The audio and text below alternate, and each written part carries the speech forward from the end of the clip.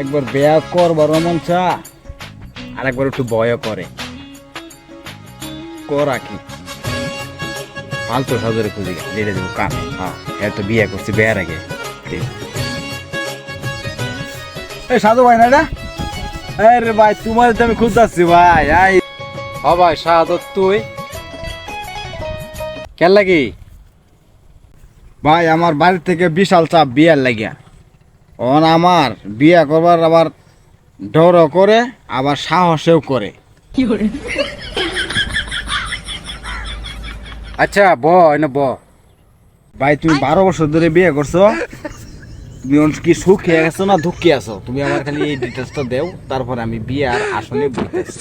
ভাই বিয়া করা আসলেও পয়লাটা সুখ, পরে যে তোমার জ্বালা যন্ত্রণা। তুমি যখন গা একটা বাচ্চা হয়ে যাবো তখন তো তোমার মনে করো যে তুমি খাইবে করতে কামাইতে লাগবো, দান্দা বুঝো না? আমার তো কোনো প্রকার দান্দা চান্দা নাই।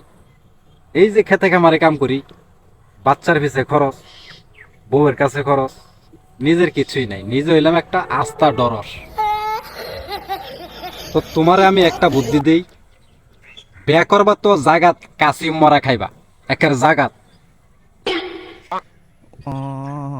কাশিম মরার চাইতে তোমার একটা ফুর্তির ঠেলার একটা সিস্টেম দেখাই দিই।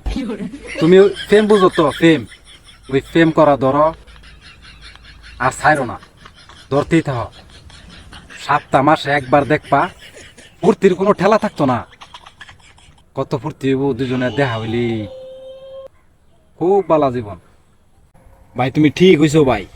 আমার লগে একটা কুতুবালি ভাই আছে না, ওর বেড়ি ভাই কয়দিন বাদে ভাই দই ভাতলে বাইরে সেট খেলা।